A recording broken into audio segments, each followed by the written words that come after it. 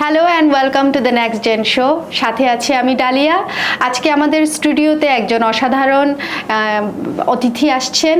ওনার গল্প আমরা শুনবো। তার আগে একটু বলি, আমাদের দেশে লোকজ শিল্প পুতুল নাচ আজ প্রায় হারিয়ে যাচ্ছে, কিন্তু একজন মানুষ যিনি কাঁধে এই দায়িত্বটা নিয়েছেন, লালন করছেন এবং পালন করে যাচ্ছেন, বিভিন্ন জায়গায় দেশে আনাচে কানাচে ছড়িয়ে দিচ্ছেন আবার নতুন করে এই পুতুল নাচ।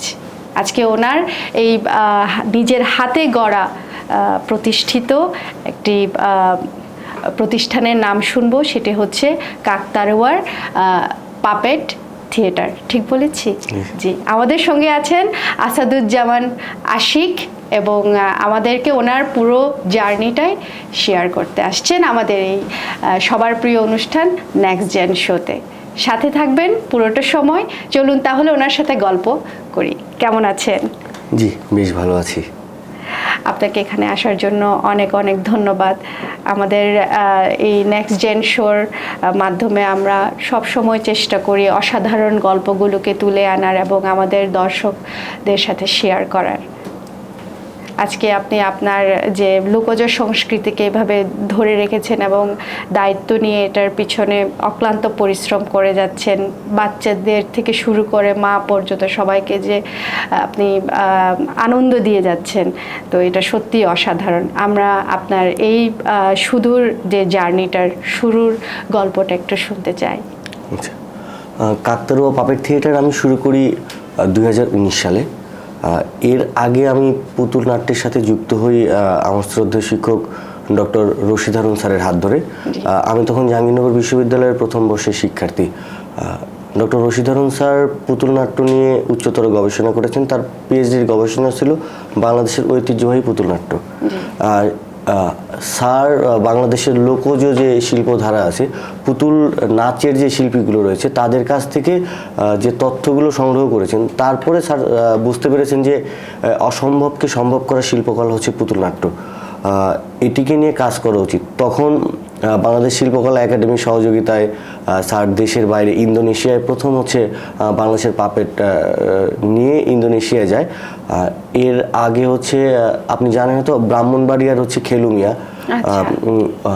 বলা হয় ভারতবর্ষের পুতুল নাট্য হচ্ছে ভারতবর্ষ থেকে সুতা পুতুলের সৃষ্টি। ব্রাহ্মণবাড়িয়া হচ্ছে তার প্রাণকেন্দ্র। ব্রাহ্মণবাড়িয়া থেকেই আর কি পুরো জায়গাতে পুতুল নাট্যটা ছড়িয়েছে।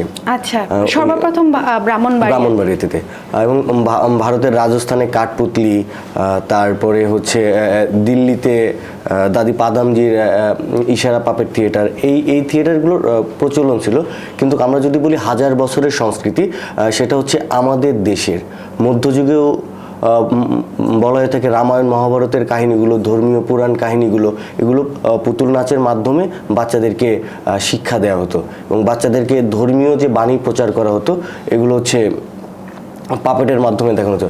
আমরা যদি বুদ্ধ নাটকের দিকে দেখি, বুদ্ধ জাতকরা ছোটদেরকে এই পুতুল নাচের মাধ্যমে গল্প বলে বাচ্চাদেরকে এই তথ্যগুলো দিত। স্যার যখন গবেষণা করে এই তথ্যগুলো পেলেন, তখন হচ্ছে বাংলাদেশের পুতুল নাট্য বিলুপ্তির দিকে। পুতুল নাচের যে দলগুলো, এই পুতুল নাচের মানে পুতুলের বদলে যখন আমাদের সংস্কৃতি বিপর্যয় চলছে, যখন মানুষ নাচা শুরু করলো, তখন এই শিল্পটা কিন্তু ধ্বংসের দিকে চলে গেল। সেখান থেকে স্যার বিশ্ববিদ্যালয়ের শিক্ষিত তরুণদের নিয়ে দল গঠন করলো, বাংলাদেশের পুতুল নাট্য গবেষণা উন্নয়ন কেন্দ্র। আমি ওই দলের হচ্ছে প্রথম শোটা আমি দেখি। দেখার পর আমার মনে হয় যে আমার পাপেট নিয়ে কাজ করা উচিত, কারণ বাচ্চারা বাঘ দেখে ভয়ও পায়, আবার সেই বাঘটাকে ধরতেও যায়। আমি তখন যুক্ত হওয়ার পরে স্যারের সাথে কাজ করি। স্যার হচ্ছে ট্র্যাডিশনকে কখনোই ভাঙতে চান না। স্যার চাই যে আমাদের ট্র্যাডিশনটা আমরা ধরে রাখবো। আমি নাসরবান্দা, যে আমার কাঁধে ব্যাগ থাকবে, সে ব্যাগ নিয়ে আমি বিভিন্ন জায়গায় শো করতে যাব। স্যারকে বললাম, স্যার এই এত বড় সেটে কাজ করতে আমার ভালো লাগে না, সেট টানতে হয়, আমি 2টা পুতুল নিয়ে শোবো। স্যার বললে যে করে দেখাও।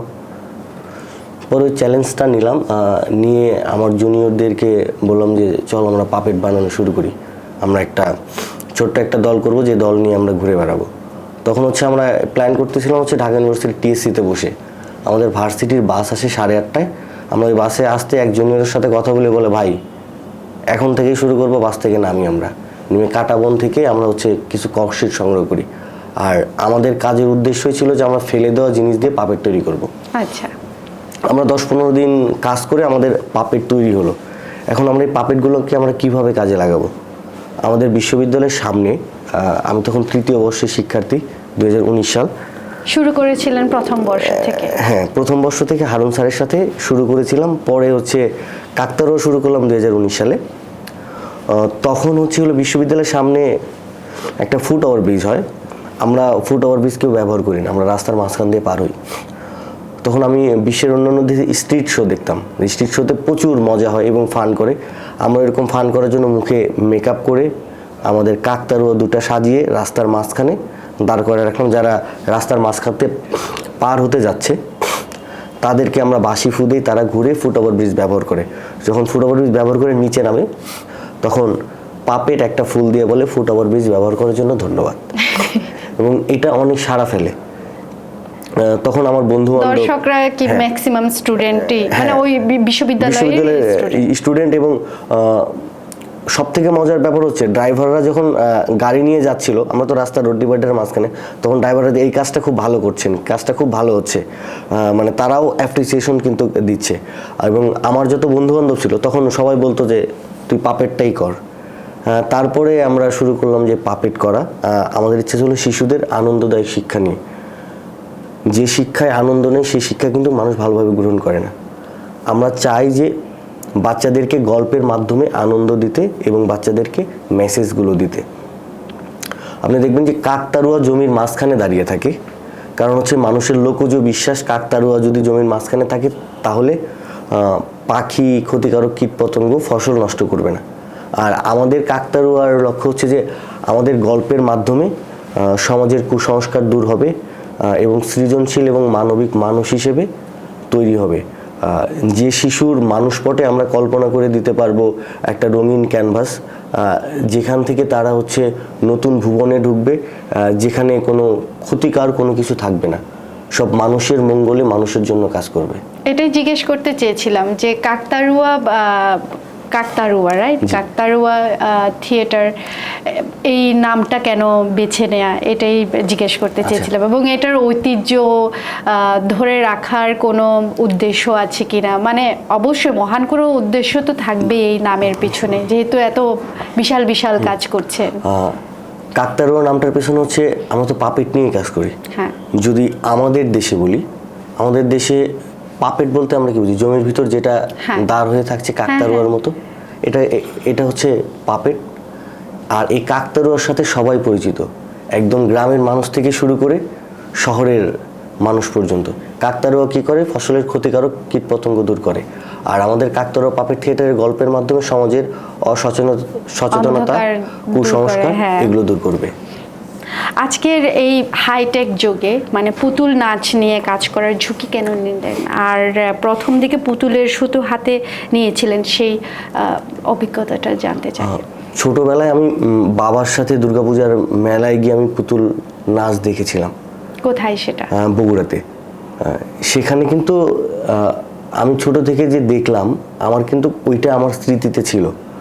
যখন অনেক বছর পর আমি বিশ্ববিদ্যালয়ে এসে দেখলাম যে এইটা নিয়ে কাজ করা যায়, এটা নিয়ে কাজ করছে, তখন মনে হলো যে কাজ করা উচিত। তারপরে কাজ করতে আমার ভালো লাগতো না, স্যার জোর করে আমাকে পাপেট চালানো ছিল। যখন আমি শিশুদের সামনে গিয়ে কাজ করছি, শিশুরা খুব আনন্দে গ্রহণ করছে এবং ওদের হাসিটা আমার কাছে সব থেকে বড় প্রাপ্তি, যে একজন মানুষ হাসছে। আর ধরে রাখার বিষয়টা হচ্ছে ঐতিহ্য একটা বিষয় আছে, যেটা ধরেন বংশ পরম্পরায় চলে আসছে, বাবা, দাদা, সন্তান, নাতি। আর বাংলাদেশের সংস্কৃতি বলতে পুতুল নাচকে বাদ দিলে হবে না। এই শিল্প মাধ্যমটাকে নিয়ে আমাদের কাজ করতে হবে। বিশ্বের অন্যান্য দেশে পাপেট থিয়েটারের যে কদর, আমাদের দেশে সেটা হারিয়ে যাচ্ছে। আমরা চাই যে সমকালীন করে যুগের সাথে তাল মিলিয়ে এমনভাবে গল্প নির্বাচন করব যাতে দর্শক এটা গ্রহণ করবে এবং এটা সামাজিক মর্যাদাটাও বৃদ্ধি পাবে। জি, আপনি যে এত সাহস করে এই পেশাটা বেছে নিলেন এবং এখনকার যুগে পুতুল নাচ করাচ্ছে, এটা একটা হচ্ছে পরে পারিবারিক এবং সামাজিকভাবে একটা যে কোনো পেশাই হোক একটা চাপ আসে, তাই না? জি। তো সেক্ষেত্রে কিভাবে মোকাবেলা করলেন এবং পরিবার থেকে কিভাবে সাপোর্ট পাচ্ছেন এবং সবকিছু মিলিয়ে এই যে শক্ত মনোবল নিয়ে কিভাবে এগিয়ে যাচ্ছেন? ছোটবেলা থেকে আমি খুব ডানপন্থী ছিলাম, দুরন্ত ছিলাম। আমি প্রচুর ঘোরাফেরা করতাম এবং স্কুল কি বগুড়াতে? স্কুল পল্লী উন্নয়ন একাডেমি, কলেজও পল্লী উন্নয়ন একাডেমি। আমি খুব দুরন্ত ছিলাম এবং সবাই জানতাম, মানে আমার মা জানতো আমার খুব জেদ, যে আমি যেটা বলবো সেটা করব। এই কারণে বিশ্ববিদ্যালয় শেষ করার পর সবাই ভাবছিলাম পুতুল ছেড়ে দিব, কিন্তু একটা জিনিস এত বছর ধরে আমি লালন করেছি, সেটা ছাড়তে আমার খুব কষ্ট হতো। আমি সব ছেড়ে দিয়ে পড়াশোনা শুরু করলাম, যে আমি দেশের বাইরে যাব। অনেক জায়গায় অ্যাপ্লাই করলাম পাপেট নিয়ে, একটি স্কলারশিপের ওখান থেকে অফার লেটারও আসলো। তারপরে একদিন আড্ডা মারছিলাম এক লোকের সাথে, উনি আমাকে বলতেছিল যে পড়ছো কোথাও? আমি বলি যে সরকারি স্কুলে, আমাদের যে পল্লী উন্নয়ন একাডেমি স্কুলে আমি পড়াশোনা বৃত্তি পাইছি। যখন বিশ্ববিদ্যালয়ে ভর্তি হলাম তখনও বিশ্ববিদ্যালয়ে 4 বছরে আমি 4 বার বৃত্তি পাই, যা দিয়ে আমার বিশ্ববিদ্যালয় খরচ হয়ে যায়। যে দেখো, এই দেশের মানুষের টাকায় তুমি পড়াশোনা করছো। কি বিষয়ে পড়েছিলেন? আমি বিশ্ববিদ্যালয় পড়েছিলাম নাটক ও নাট্যতত্ত্ব বিভাগে। যে খেটে খাওয়া মানুষের ট্যাক্সের টাকায় আমি পড়াশোনা করেছি। আমি এই দেশ থেকে যদি বিদেশে চলে যাই তাহলে এই আমার পাপেট করা হবে না, এবং আমার সাথে যারা কাজ করে তারাও কিছু করতে পারবে না। এই জন্য সিদ্ধান্ত নিলাম যে আমি দেশে থেকেই পাপেট করব এবং দেশে থেকেই আমি ভালো কিছু করব, এবং এই পাপেটকে আমি বিশ্বের দরবারে তুলে ধরবো। আমি গত বছর হচ্ছে সার্ক পাপেট্রি ফেস্টে শ্রীলঙ্কায় গিয়েছিলাম। ওখানে গিয়ে আমার দারুণ একটা অভিজ্ঞতা হলো যে পাপেটের যে শক্তি, এখানে ভাষার কোনো প্রয়োজন নেই। পাপেটের নিজস্ব একটা ভাষা আছে, যে ভাষায় সকল শিশুদের একত্রিত করতে পারে। তার একটা নিজস্ব মুভমেন্ট আছে। ওখানে জাতি, ধর্ম, বর্ণ নির্বিশেষে সবাই কিন্তু একসাথে শিশুদেরকে ছেড়ে দিয়েছে। ওখানে বাঙালি শিশুও ছিল, ওখানে ইউরোপ আমেরিকার শিশুরাও ছিল। ওখানে টুরিস্ট প্লেসে সবাই কিন্তু একসাথে হয়েছে। এই পুতুল নাট্যের শক্তি পারে অনেক কিছু। একটি জড় পুতুলকে যখন আপনি মঞ্চে নাচান তখন দর্শক ভুলেই যায় যে ওটা বস্তু, এবং এই নির্জীব শরীরের প্রাণ দেয়াটা, জাদুটা আপনি কোথা থেকে শিখলেন? আবার শুরুর দিকে যাই, কারণ আমাদের মানে পুতুল নাচ নিয়ে কৌতূহল তো অনেক, বিশেষ করে বাচ্চাদের থেকে শুরু করে। আমার মনটা এখনো ওইখানেই পড়ে রয়েছে, কারণ ছোটবেলায় আমি পুতুল নাচ খুব কম দেখেছি, এবং আমার এখন যখন আমি বই মেলায় যাই এবং পুতুল নাচ দেখি, আমার আফসোস হয় আমি ছোটবেলায় কেন পুতুল নাচ দেখিনি। পুতুল নাচটা আমি শিখেছি ডক্টর রশিদানুন স্যারের কাছ থেকে, আর আমার থিয়েটারের হাতে খড়ি হয় ডক্টর ইউসুফ হাসান অর্কু স্যারের কাছ থেকে। স্যার আমাকে একটা জিনিস শিখিয়েছে যে থিয়েটারের টাইম। কাউকে যদি আমি কখনো কথা দিই যে আমি টাইমে যাব, আমি চেষ্টা করি তার 5 মিনিট আগে যেতে। এই থিয়েটারের ওরিয়েন্টেশনের মধ্যে থাকতে থাকতে যখন পাপেটে গেলাম তখন হচ্ছে অদৃশ্য একটা খেলা। আমি কিন্তু সুতা দিয়েই পুতুলগুলো কন্ট্রোল করছি, এবং আমি যা বলছি আমার পুতুল তাই করছে। এবং দুইটা সত্তা যদি এক হয়, যে আমি এবং আমার পুতুল দুয়ে মিলে কিন্তু আমরা এক হয়ে কিন্তু আমরা পাপেট প্লে করছি, তখন হচ্ছে একটা বিনি সুতার বন্ধন তৈরি হয়, যার মাধ্যমে দর্শকের সাথে আমরা কমিউনিকেশন করতে পারি। আর পুতুল হারুন স্যার আমাকে দেখিয়ে দিয়েছেন, আর আমি নিজে নিজে চেষ্টা করে কিছু মুভমেন্ট, কিছু কলা কৌশল এগুলো বের করেছি। আর বাংলাদেশের ট্র্যাডিশনাল যে শিল্পীগুলো রয়েছে, বলরাম রাজবংশী মানিকগঞ্জের, ওনারা প্রায় যুদ্ধের আগে থেকে পুতুল বাংলাদেশের মুক্তিযুদ্ধ শুরু হয় তার আগে থেকে 47-এর সময়, দেশভাগের সময় খুলনার একটা দল তাদের পুতুলগুলো দিয়ে তারা হচ্ছে ইন্ডিয়াতে চলে যায়। এই পুতুলগুলো কিন্তু বংশ পরম্পরায় এখনও চলে আসছে আমাদের দেশে। তাদের দলের আমি পাপেট প্লে করাগুলো দেখেছি। ওখান থেকে রপ্ত করে আমরা সমকালীন করে একটু আধুনিক করে যুগের সাথে তাল মিলিয়ে আমরা পাপেট প্লে করছি। আর এখন তো ইউটিউবে সার্চ দিলে বিশ্বের অন্যান্য দেশে কিভাবে পাপেট করছে সব কিছুই জানা যায়। আর করোনার মধ্যে আমি অনেক সময় পেয়েছিলাম, করোনার সময়টাকে আমি কাজে লাগিয়েছি এবং আমি অনেকগুলো পাপেটের আর্টিকেল পড়েছি, তারা কিভাবে পাপেট প্লে করে, কিভাবে পাপেট বানায়, এই জিনিসগুলো আমি করোনার সময় আমি শিখেছি। আপনাকে পাপেট বানানোর জন্য কে সাহায্য করে? বিশ্ববিদ্যালয়ে চালু করা বিভাগ আছে, ওদের থেকে কি ধরনের সাপোর্ট পান? পাপেট বানানোর জন্য আমাদেরকে সাপোর্ট করেছে আমাদের টিমের একজন মেম্বার আছে, শুভ্রা, রাসেল ভাই, আর আমরা সবাই মিলেই পাপেট বানাই। কারণ কেউ হয়তো আমরা পাপেটের ফেসটা তৈরি করলাম, কেউ কস্টিউমের কাজ করছে, কেউ স্ক্রিপ্ট লিখছে। আমাদের পাপেটের টোটাল আমরাই করি, মানে যা কিছু আছে, মানে একদম জুতা থেকে শুরু করে চুল পর্যন্ত সবগুলো আমরাই কেটে কুটে আমরাই পাপেট বানাই। আমাদের দলে চারুকলা বিভাগের স্টুডেন্ট আছে, আমাদের নাটক ও নাট্যতত্ত্ব বিভাগের স্টুডেন্টও আছে, এবং কিছু বাইরের বিশ্ববিদ্যালয়ের শিক্ষার্থীরাও রয়েছে। রিসেন্টলি দেখলাম আপনি কক্সবাজারে রামুতে একটি সুবিধা বঞ্চিত, ওটাকে কি বলে, একটা বিহার, হ্যাঁ বিহারে একটা স্কুলে আপনারা পাপেট শো করেছেন, এবং সেই সুবিধা বঞ্চিত শিশুদের জন্য কি ধরনের স্টোরি নিয়ে গেলেন আমাদের সাথে একটু শেয়ার করেন। আচ্ছা, আমরা ওদের সাথে হচ্ছে ইন্টারঅ্যাক্টিভ পাপেট শো করেছি। ওদের সাথে আমরা হচ্ছে মিশতে চেষ্টা করেছি। আমরা একটা বাইরের কমিউনিটি থেকে তাদের কাছে যখন যাই, তারা কিভাবে আমাদেরকে গ্রহণ করবে, আমরা পাপেট দিয়ে আগে ওদের সাথে বন্ধু হই। হ্যাঁ, ওরা তো ম্যাক্সিমাম মনে হয় রাখাইন কমিউনিটি, রাখাইন মানে মিক্সড ছিল। সেক্ষেত্রে পাপেটের যে ভাষাটা ছিল ওটা কি ওদের ভাষা নাকি? না, বাংলা ভাষায় আমরা বলেছি। হ্যাঁ, ওরা বুঝতে পেরেছিল এবং ওরা সানন্দে গ্রহণ করেছে। এবং ওদের সাথে আমরা পাপেট দিয়ে গল্প, ছড়া, গান এগুলো করছি। আমাদের ওদের সাথে মেসেজ ছিল আমরা ঝগড়া করব না, আমরা মিলেমিশে একসাথে থাকবো। আমরা যদি সবাই মিলেমিশে একসাথে থাকি তাহলে আমাদের এই দেশ এবং আমাদের পৃথিবী অনেক সুন্দর হবে। আর আমাদের গল্পের ভিতরে বেশ কিছু আমরা মেসেজ দিই যে আমরা প্লাস্টিক ব্যবহার থেকে বিরত থাকবো, এবং যে আমরা যদি প্লাস্টিক ব্যবহার করি এটা রিইউজ কিভাবে করতে পারি, এই বিষয়গুলো বলি।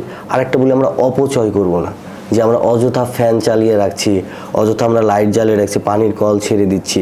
এই জিনিসগুলো আমরা শিশুদেরকে বিভিন্নভাবে মেসেজ দেওয়ার চেষ্টা করি যে বন্ধুরা, তোমরা কি বিদ্যুতের বাতি জ্বালিয়ে রাখবে, পানির কল ছেড়ে রাখবে? ওরা বলে না, করবো না। তাহলে কথা দিচ্ছ তো, তোমরা অনেক ভালো, আমি ভালোর সাথে বন্ধুত্ব করতে চাই। আর যারা একটু দুষ্ট, যারা ছেড়ে রাখে, তাদেরকেও আমরা ভালো করে আমরা সবাই মিলে মিলেমিশে থাকতে চাই। দুর্দান্ত। আপনি কি কণ্ঠ দেন? হ্যাঁ, আমি কণ্ঠ দিই।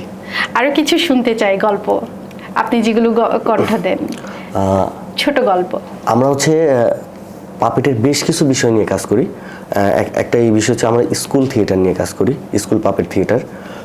তারপরে হচ্ছে বার্থডে শো, তারপর হচ্ছে বিশেষায়িত শিশুদের জন্য, বিশেষ চাহিদা সম্পন্ন যে শিশুরা রয়েছে তাদের জন্য আমরা হচ্ছে কালার থেরাপি দিই, এবং তাদেরকে বিভিন্নভাবে পাপেট বানানো শেখানোর চেষ্টা করি যাতে তারা আমাদের সাথে একসাথে কাজ করে। আর আরেকটা কাজ করি হচ্ছে প্যালিয়েটিভ কেয়ারে, ক্যান্সার আক্রান্ত বাচ্চাদের জন্য আমরা হচ্ছে পাপেট শো করি। হ্যাঁ, ওটা তো আপনি একদম হসপিটালের ভিতরে গিয়ে, হসপিটালের ভিতরে গিয়ে করি। হসপিটালের ভিতরে কিছু অভিজ্ঞতা আমি আপনার সাথে শেয়ার করি। হ্যাঁ প্লিজ। বাচ্চাদের সাথে যখন আমরা পাপেট শো করি, তারা তো সবাই ক্যান্সার আক্রান্ত এবং তারা জীবনের সায় নেয়, এবং ওদের সাথে আমরা হচ্ছে গল্প করি। গল্প করার পর ওদের শোটা যখন দেখানোর পর আমরা পাপেটের সাথে ওরা হ্যান্ডশেক করতে চায়, এবং ওরা পাপেটের কাছে আসে এবং পাপেট দেখে, পাপেট ধরতে চায়। একটা ছেলের হচ্ছে হাতে ক্যানোলা দেয়া ছিল, ব্লাড যাচ্ছিল, ও ওখান থেকে এসে পাপেটের সাথে হ্যান্ডশেক করবে। পরে আমরা গিয়েছি, মানে এটা হচ্ছে একজন আর্টিস্টের প্রাপ্তি। সিআরপি, পক্ষাঘাতগ্রস্তদের পুনর্বাসন কেন্দ্র, ওখানে হচ্ছে আমরা হুইল চেয়ারের স্টুডেন্টদের জন্য আমরা হচ্ছে পাপেট শো করি। পাপেট শো শেষে আমরা হচ্ছে দর্শকের সামনে যাই, সবাই পাপেট ধরতে। ওরা কিন্তু হুইল চেয়ার না যেভাবে দৌড়ে আসছে, এবং ওরা কিন্তু পাপেটটাকে ধরতেও চাচ্ছে এবং আদর করতে চাচ্ছে। যেরকম আমরা পাপেট দিয়ে বলি, বন্ধুরা আমরা যেহেতু বন্ধু হয়েছি, আসো আমরা একসাথে গল্প করি, গান গাই এবং ছড়া বলি, তোমরা কি আসতে চাও? ওরা তখন বলে হ্যাঁ আমরা আসতে চাই। তাহলে আসো, আমরাও তোমাদের সামনে যাচ্ছি। তখন ওরা আসে, আমরা যখন সামনে যাই ওরা কিন্তু হুইল চেয়ার নিয়ে দৌড়ে আসছে। অসাধারণ। এটা হচ্ছে আমাদের শিল্পের প্রাপ্তি। এবং আপনি যে পেশাটাকে জীবনের সাথে গেঁথে নিয়েছেন, আমার মনে হয় না আপনি অন্য পেশায় গিয়ে এই তৃপ্তিটা পাবেন। এবং যে মানুষের মনে একটি কি বলবো শিল্পের একটা অসম্ভব সুন্দর ছায়া গেঁথে দিচ্ছেন ছোট থেকে বড় সবার ভিতরে। সত্যি অসাধারণ কাজ করছেন। এই পর্যন্ত কয়টা শো করলেন আপনারা? এ পর্যন্ত অনেক শো করেছি, আমাদের মৌলিক গল্প আছে 60টার মতো, এবং আমরা বিভিন্ন এনজিও শো করে থাকি। এনজিও শোগুলো হচ্ছে বিভিন্ন মেসেজ, যেরকম বাল্য বিয়ে, তারপরে হচ্ছে শিশু বিকাশ কেন্দ্রে শিশুদের সাথে গল্প করা, তারপরে হচ্ছে অটিজম নিয়ে কিছু কাজ করেছি, এবং মানব পাচার প্রতিরোধ নিয়ে কাজ করেছি, এবং বাংলাদেশের UNICEF, Jaago foundation, plan international Bangladesh, Sajeda foundation, ESDO, এই এনজিওগুলোর সাথে আমরা বেশ কিছু কাজ পাপেট দিয়ে করে থাকি। মানে সচেতনতার কাজগুলো পাপেট দিয়ে করলে বাচ্চারা খুব গ্রহণ করে। এনজিও শো যদি বাদ দিয়ে, এনজিওতে অনেক শো করেছি, 300-400-র বেশি হবে, অনেক শো। আর আমরা যেগুলো রেগুলার শো করি, রেগুলার শো আমাদের 7টা মৌলিক গল্প, এবং দেশে এবং দেশের বাইরে আমরা প্রায় 2 শতাধিক শো করেছি, এবং প্রতি মাসে আমরা 5 থেকে 6টা শো করে থাকি। এবং আপনি দেখবেন যে বইমেলায় কিন্তু আমরা মাসব্যাপী পাপেট শো করছি। পুরো বইমেলা জুড়ে আমরা প্রত্যেক দিন 4টা থেকে 5টা শো করছি। শুক্র শনিবারে শিশু প্রহরে পাপেট শো করছি, গল্প বলার আসরে গল্প পাঠ করছেন, এবং আমাদের মাস্কট কিন্তু খুবই পরিচিত, বাচ্চারা কিন্তু মাস্কটের সাথে ছবি তুলছে, গল্প করছে, এবং আমরা একটা মেসেজই দিচ্ছি যে বই পড়ার অভ্যাস গড়ে তুলুক, পরিবারের বাবা মারা সন্তানকে সময় দিক, সন্তানের সাথে গল্প করুক। আমরা পারিবারিক বন্ধনে আবদ্ধ থাকতে চাই এবং সবার সাথে মিলেমিশে থাকতে চাই, বেশি বেশি করে গাছ লাগাবো। অসাধারণ, খুব ভালো লাগছে আমার। মানে প্রশ্ন করতে ইচ্ছা করছে না, মনে হচ্ছে আমি গল্পগুলো শুনে যাই আরো। তো এই যে আপনারা ভবিষ্যতে আরো কোথাও প্ল্যান আছে কিনা, যেমন আমাদের কি বলে, আমাদের দেশে প্রত্যন্ত অঞ্চলগুলোতে যারা শহরে, মফস্বল শহরে পর্যন্ত আসতে পারে না, সত্যিকার অর্থে বলতে সুবিধা বঞ্চিত বলবো না, যারা একদম রুরাল এরিয়াতে থাকে, ওদের জন্য কোনো প্ল্যান আছে কিনা? যারা রুরাল এরিয়াতে থাকে, আমরা হচ্ছে হলো ঘুরতে যাই। যেমন রংপুর থেকে শুরু করে সিলেট, একদম মানে বর্ডার সাইডের আর কি।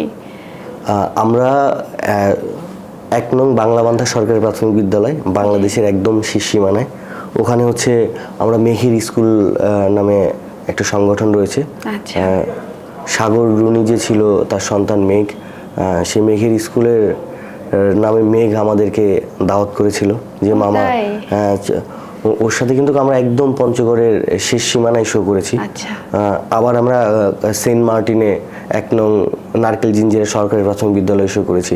মানে আমরা যখন শো করি, আমাদের তো সদস্যরা একটা আমরা নিয়মিত চাঁদা দিই, দলকে একটা চাঁদা দিই। এই চাঁদা যখন আমরা জমা করি বছর শেষে, তখন হচ্ছে আমরা ঘুরতে যাই, যে আমরা একদম প্রত্যন্ত অঞ্চলে যাব, যেখানে বিদ্যুতের আলোও নাই, এরকম একটা গ্রাম, সেখানে গিয়েও আমরা পাপেট শো করে থাকি। এরকম নেত্রকোনা, কলমাকান্দা, যে প্রত্যন্ত এরিয়াগুলো রয়েছে, যাদের সাথে যারা আর কি শহরের সাথে কানেক্টেড কম, আমরা তাদের ওখানে গিয়েও শো করেছি, এবং আমরা ভবিষ্যতেও এই ধারাটা অব্যাহত রাখবো। এবং আমরা প্রচুর চ্যারিটি শো করতে চাই, এবং প্রচুর শিশুদের মাঝে যেতে চাই, এবং যাদের অর্থ দেওয়ার সামর্থ্য আছে তাদের কাছ থেকে আমরা অর্থ নেব, এবং এই অর্থের কিছু অংশ আমরা সুবিধা বঞ্চিত বলবো না, আমরা বলবো যে বিকল্প ধারার কিছু শিশুদের কাছে যাব, যারা রাতে রাস্তায় ঘুমায়, তাদের জন্য আমরা শো করব। আমরা যেরকম, আপনি দেখবেন কমলাপুর রেল স্টেশনে অনেক বাচ্চা থাকে, ওদের কাছে আমি পরিচিত, ওদেরকে আমি পাপেট দেখাই, ওদের সাথে আমি গল্প করি, ওদেরকে বলি যে আমরা এমন কোনো কাজ করব না যাতে নিজের ক্ষতি হয়, দেশের ক্ষতি হয়। জি, খুব ভালো লাগছে আমার গল্পগুলো শুনতে। আশা করি আমাদের দর্শকরা শুনছেন আমাদের গল্প, এবং যারা পাপেট শো করাতে চাচ্ছেন অবশ্যই ভাইয়া বলবেন আমাদেরকে কিভাবে যোগাযোগ করবেন ওনার সঙ্গে। সাথে থাকুন, আমার আরও কিছু প্রশ্ন আছে ওনাকে করার। পুতুল নাচ কি আমরা বিশ্বমঞ্চে বড় পরিসরে দেখতে পাবো সামনে, এবং আপনার পরবর্তী পরিকল্পনা কি? পরবর্তী পরিকল্পনা হচ্ছে আমরা একটা গল্প নির্মাণ করছি যেখানে শুধু মিউজিক থাকবে, কোনো সংলাপ থাকবে না, এবং আমাদের গল্পের মাধ্যমে আমরা দুইটা মেসেজ দিতে চাই যে আমরা পরিবেশের কোনো ক্ষতি করব না। যেরকম আমরা প্রচুর প্লাস্টিক, পলিথিন এগুলো সমুদ্রে ফেলছি, বিভিন্ন জায়গায় ফেলছি, গাছ তার শিকড় প্রশস্ত করতে পারছে না পলিথিনের কারণে। আবার পলিথিন যখন সমুদ্রে যাচ্ছে তখন প্রাণীকুল মানে সমুদ্রের যারা আছে আর কি, মাছ, কাছিম, হাঙ্গর, তিমি, এরা কিন্তু এই পলিথিনগুলো খাচ্ছে এবং এদের কিন্তু কষ্টগুলো হচ্ছে। আবার আমরাই কিন্তু মাছ মারার জন্য যখন যাচ্ছি, মাছগুলো কিন্তু মাইক্রোপ্লাস্টিকের কারণে সমুদ্রপৃষ্ঠ থেকে অনেক দূরে সরে যাচ্ছে, মানে সমুদ্রের কিনার থেকে অনেক দূরে সরে যাচ্ছে। এই গল্পটা আমরা সবার জন্য করব এবং এটা আমরা বিশ্বের বিভিন্ন দেশে, এই যে গ্লোবাল ওয়ার্মিং, এটা কিন্তু আমাদের জন্য একটা অ্যালার্মিং। আমরা কিন্তু গাছ কাটার ফলেই হচ্ছে। আর সব থেকে মজার ব্যাপার হচ্ছে আমাদের একটা ক্যারেক্টার আছে, ওই ক্যারেক্টার হচ্ছে শুধু ঘোরে এবং ও সব কিছুই পর্যবেক্ষণ করে। কৃষি জমিতে যে পরিমাণে কীটনাশক ব্যবহার করা হচ্ছে, এটা কিন্তু আমরাই খাচ্ছি, মানে আমাদের ক্ষতি আমরাই করছি। এই বিষয়গুলো নিয়ে আমরা একটা গল্প তৈরি করছি। এই গল্প নিয়ে আমি বিশ্বের বিভিন্ন দেশে ঘুরব। তার আগে আমি অনুরোধ করতে চাই, বিশ্বে তো অবশ্যই বিভিন্ন দেশে ঘুরবেন, কিন্তু আমাদের দেশে যারা, আমাদের দেশ তো কৃষি প্রধান দেশ, সেসব জায়গায় যদি কৃষকদেরকে এই মেসেজটা পাঠানো যায় তাহলে আমরাও এটার একটা ভালো হচ্ছে যে ফিডব্যাক পাবো বলে মনে করি। আমি জুন জুলাই মাসে আমার একটা পরিকল্পনা রয়েছে যে 64 ডিস্ট্রিক্টে আমি একটা করে শো করব এবং বাচ্চাদেরকে উদ্বুদ্ধ করব যে গাছ লাগাও, গাছ রোপণ করো। এই গাছ আমরা চেষ্টা করব যে সবাই যে স্কুলগুলোতে শো করব একটি করে গাছ উপহার দেওয়ার জন্য, এবং এই গাছগুলো তারা রোপণ করবে এবং এদের সাথে আমরা কানেক্ট থাকবো এবং 5 বছর পর দেখি কয়টা গাছ আমাদের টিকলো। এই কাজটা আমরা করব। পাপেট যে পেশায় আপনি আছেন এবং সফল, আপনি অবশ্যই সফল একজন, কি বলবো, এটা শিল্প, পাপেট শিল্প, এটাকে এই পেশাটাকে কি নাম দেয়া যায়? এটা হচ্ছে পুতুল নাট্য অভিনয় শিল্পী কিংবা পুতুল মাস্টার। জি জি। যদি কেউ পাপেট্রিকে পেশা হিসেবে নিতে চায় তাহলে তাদের জন্য আপনার কি পরামর্শ, এবং ওরা কোথায় গিয়ে এই শিল্পটা রপ্ত করতে পারে বা শিখতে পারে বলে আপনি মনে করেন? পাপেট যারা শিখতে চায় তারা এই শিল্পটা শিখতে পারে জাহাঙ্গীরনগর বিশ্ববিদ্যালয়ে ডক্টর রশিদ হারুন স্যারের একটা সংগঠন রয়েছে, বাংলাদেশের পুতুল নাট্য গবেষণা উন্নয়ন কেন্দ্র। জি। আর জাহাঙ্গীরনগর বিশ্ববিদ্যালয়ের সিন্ডিকেটে পাস হয়েছে centre for puppetry applied arts and digital transformation. এখানে বিভিন্ন মেয়াদী কোর্স চালু হবে, ডিপ্লোমা কোর্স, সেখানে গিয়ে শিখতে পারবে। আর আমরা কাকতাড়ুয়া পাপেট থিয়েটার বিভিন্ন ধরনের কর্মশালা করিয়ে থাকি। তারপরে রয়েছে ঢাকা পাপেট থিয়েটার, জলপুতুল পাপেট, ইনভেন্টরস পাপেট। এই দলগুলো নিয়মিত শো করে থাকে এবং তারা পাপেট্রিকে শেখায়। আমি বলবো যে যারা শিখতে চায় তাদেরকে অভিনন্দন, আপনারা আসুন, এই শিল্পটাকে আমরা আরও শক্তিশালী করে মানুষের কাছে পৌঁছে নিয়ে যাই। এবং এই শিল্পর একটা অভাবনীয় বিষয় হচ্ছে শিশুদের সাথে কাজ করা যায়। জীবনে অনেক কিছুর দরকার নেই, একটু কিছু পেলেই আমরা সন্তুষ্ট থাকব। সৃষ্টিকর্তা আমাদেরকে যতটুকু দেবেন আমরা ততটুকুই পাবো। এই বিশ্বাসকে নিয়ে আমরা কাজ করছি এবং আমরা চাই যে মানুষের কল্যাণ হোক। আপনারা আসুন, পুতুল নাট্যের সাথে যুক্ত হন। ধন্যবাদ। আপনি আপনার দলের নিয়ে একটু কথা বলেন। আচ্ছা, আমার দল যখন শুরু করি তখন হচ্ছে আমি, প্রণয়, শানু। জি।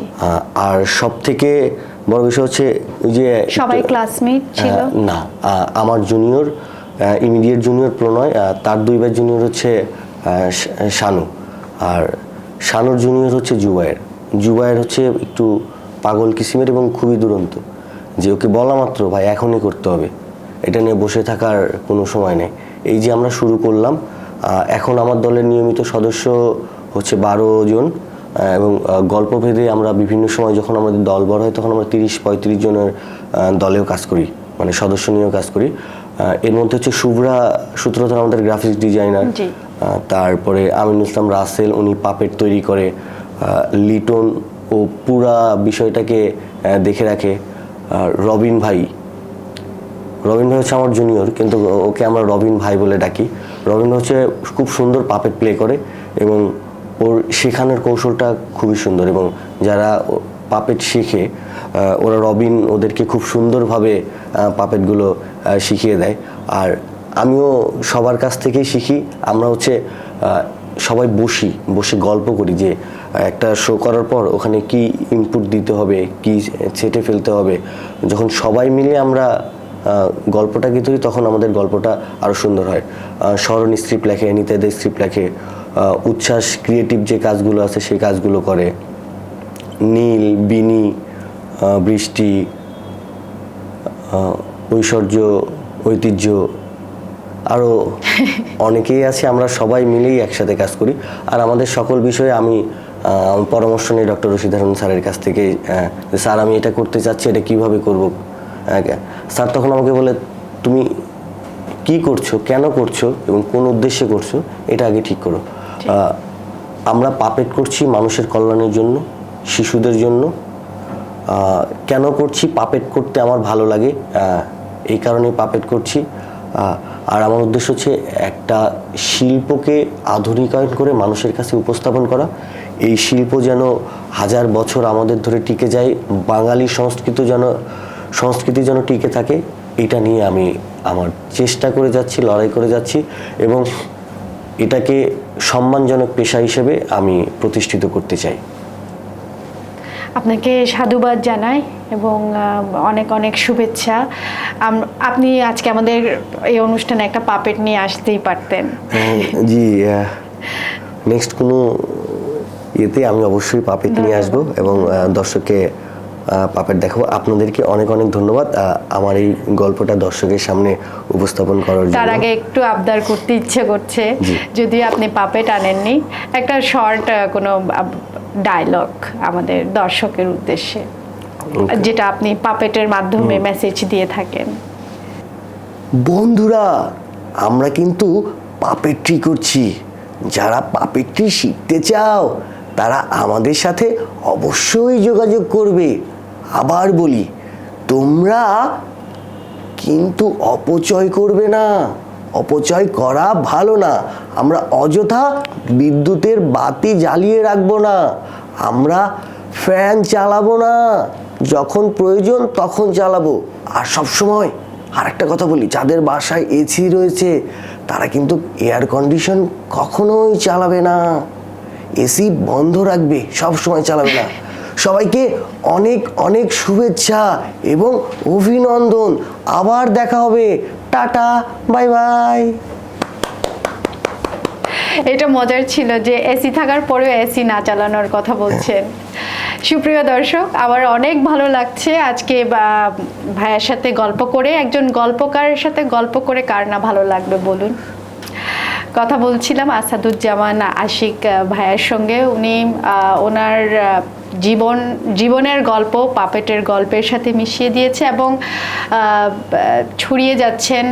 ছড়িয়ে দিচ্ছেন আলো, এবং সাথে ওনার যে শক্তিশালী বার্তাগুলো পৌঁছায় দিচ্ছেন দেশের আনাচে কানাচে। এবং আশা করি আপনারা কোনো না কোনো একদিন আপনাদের শহরে, গ্রামে ভাইয়াদের এই কাকতাড়ুয়া যে পাপেট থিয়েটার পৌঁছে যাবে আপনাদের সামনে। আর সেটা না হলেও যোগাযোগ করবেন, ভাইয়া কিন্তু প্রস্তুত ওনার দলকে নিয়ে। তো আজকে এ পর্যন্তই। আগামী পর্ব দেখার আমন্ত্রণ জানিয়ে এখানে শেষ করছি। তার আগে এটা বলতে চাই, আমাদেরকে যারা যারা লাইক, কমেন্ট, সাবস্ক্রাইব করছেন তাদেরকে অসংখ্য অসংখ্য ধন্যবাদ। যারা এখনও করেননি প্লিজ করে ফেলুন। আগামী পর্বে আমরা আরও ইন্সপায়ারিং গল্প নিয়ে আসবো আপনাদের জন্য। সুস্থ থাকবেন।